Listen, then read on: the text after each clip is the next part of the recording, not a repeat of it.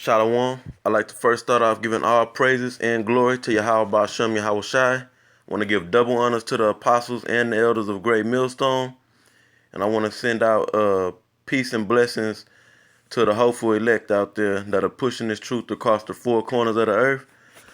Today I just want to go into a quick lesson, or I'll just say a quick scripture.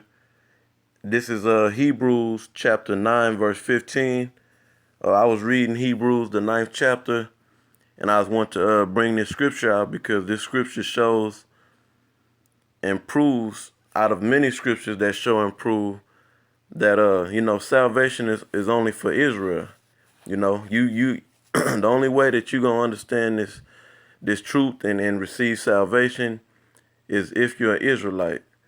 So I'm gonna go ahead and read this scripture. This is again Hebrews 9 and 15. And it reads, "And for this cause, he is the mediator of the New Testament." Now, it's going into Yahweh Shai. Yahweh Shai is the mediator of the New Testament, or the New Covenant. It says,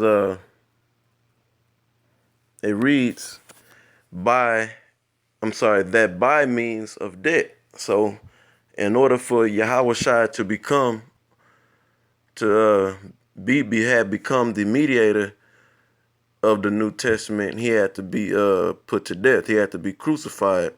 The same way in the Old Testament, or under the First Testament, or the Old Covenant, you would have to basically bring a sacrifice to the priest for remission of sins.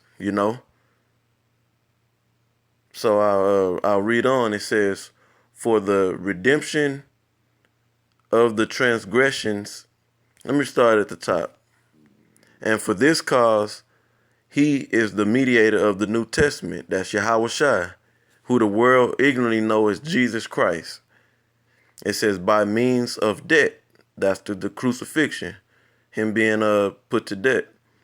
It says, "for the redemption of the transgressions that were under the First Testament." So Yahweh Shai became the mediator by being put to death, the mediator of the New Testament by being put to death or crucified, for the redemption of the transgressions that were under the First Testament. Who was under the First Testament? The Israelites. You so-called Negroes, Latinos, and Native Americans. And it reads, I'll read on. It says that, they which are called might receive the promise of eternal inheritance.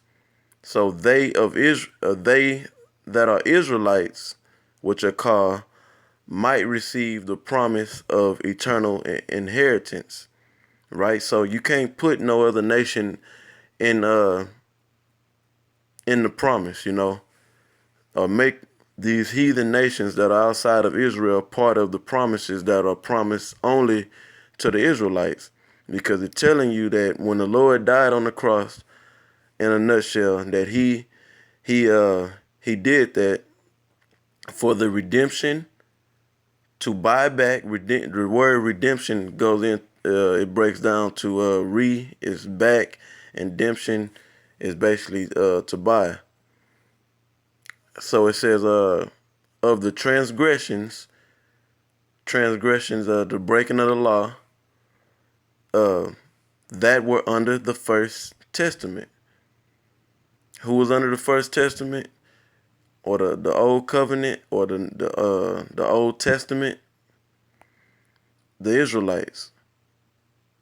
They which are called, they which are called might receive the promise of eternal inheritance.